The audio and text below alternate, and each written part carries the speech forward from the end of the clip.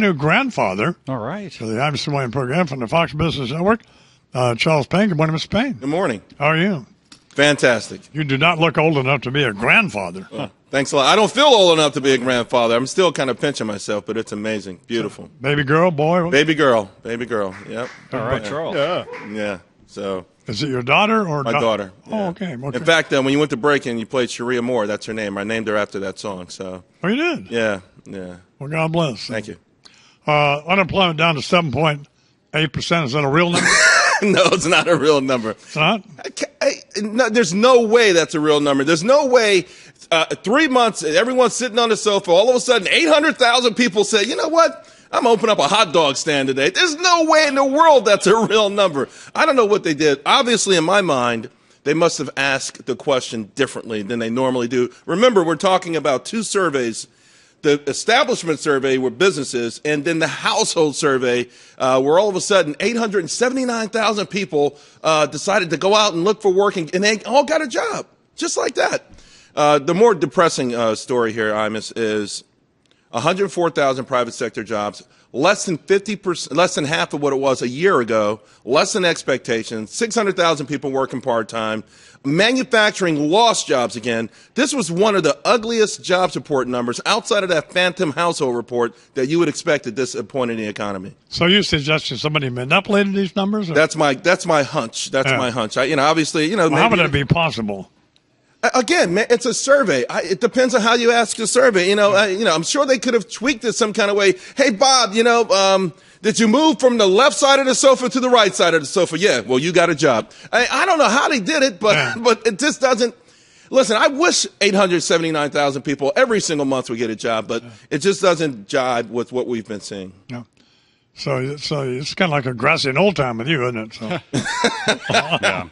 It really, listen. You and Varney all fired up. What does Varney think? Does he think that too? Or? I don't know. I haven't spoken with Stewart long enough about it since Friday. But, listen, one of the things that bothers me, I got to tell you, is this false facade. And, again, most implicit in this is the media. General Motors sales go up 1.25%, and that's a great number. Toyotas are up 42%. Yeah. It's okay. If we keep BSing our way through this, if we keep lying to the American public, we're going to wake up one day at the point of no return where we cannot compete because we've lied to ourselves or the media has lied to us. Maybe after November, they'll start giving it to us straight and honest. But right now, it's ridiculous. GDP, 1.3%. There's no way with that kind of GDP number you can get 879,000 people working. Well, the public knows that they're out of work. The public knows, but I got to tell you something. Listen, I don't know. It's Madison Avenue in Hollywood. They've done a great job over the years getting us to suspend disbelief. Maybe they can get it long enough for us to go into the voting booth. That's what I see. A gigantic operation where they're saying, hey, suspend disbelief. Because one thing throughout this entire recession, and Connell knows, people have always felt okay about themselves. They've always felt bad for their neighbors. So if you can kind of get everyone thinking, hey, not only you're okay, but your neighbor's okay too, It might work. Talking with Charles Payne from the Fox Business Network. So your analysis of the debate? Oh, my goodness. It was amazing. Listen, I really, it couldn't have gone. They both were lying, weren't they? Well, they all play footloose and fancy free with the facts. There's no doubt about that. And they're both, and here's the real sad thing. They get worse and worse at it. Well, you interview politicians. I know, it's amazing. First of all, they all stick to the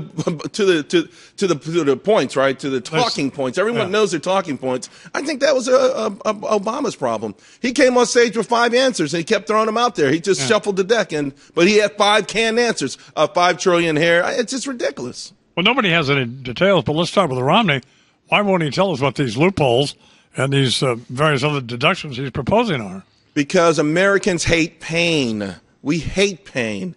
The biggest industry in this world is if you can get rid of pain. Think about that. If you can remove pain from our lives, emotional pain, physical pain, economic pain, if you can remove pain from our lives, you would be a quadrillionaire if you could figure out how to do that. He's talking about some form of pain. There's no doubt about it. Maybe it would be mortgage interest deductions. It would be something that people like a lot.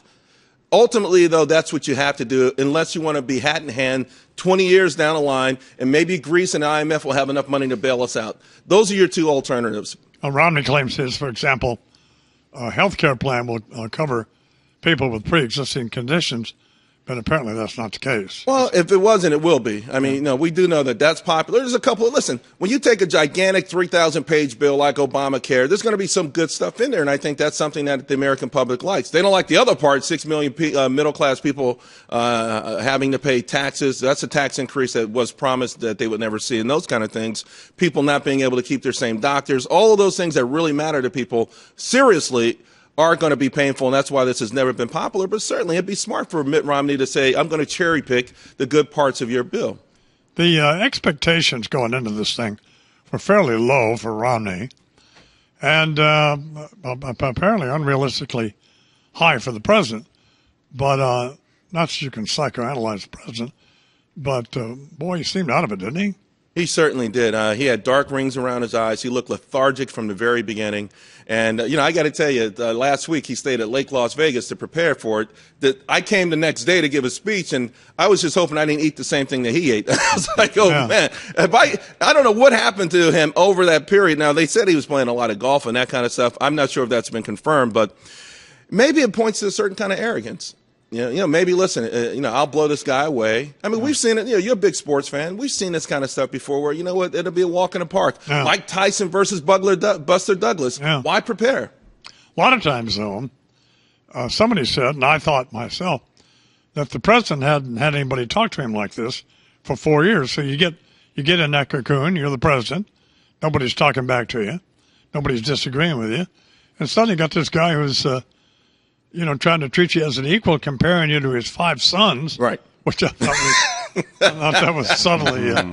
So who knows? I agree. Listen, the president has surrounded himself with sycophants. He's had a lot of brilliant people who joined the team temporarily.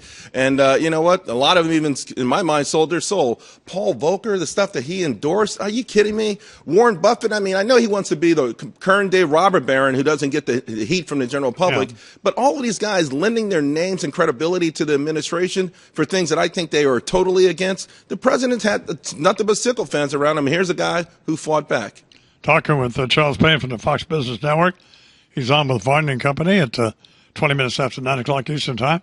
And that's coming up this morning. It's a quarter till the hour. What do you expect from the vice presidential debate will be Thursday night? Man, I don't know. A barrel of laughs. I gotta expect that Biden's going to give us something, an all-time great. I mean, he's been building up to an all-time great. I don't know what the gaffe could be, but I know it's going to be something nice and juicy. Again, though, same kind of circumstance. Paul Ryan is a very intelligent, articulate guy, but no one thinks of him as some kind of great debater. Yeah. So, I think, Biden is a guy who's always in front of crowds. He's always, rah-rah, blue collar, speaks sort of off the cuff here and there. So it should be pretty interesting. I used to talk to Biden all the time, and we used to have him on all the time. And I never thought he was a dumb guy, so I still don't. I don't think he's dumb. I think he gets a chance. I think because they've established this sort of aura around him, it allows him to say certain things that would be unpresidential, certainly for the president to say, but they really want to get it out there. And he's the guy he's the conduit to get certain things out there, let's call it plain language, if you will, that no one else probably in the administration could get away with. It's actually a great thing to have someone like that on your team. And Ryan is he's a real numbers guy, as you indicated.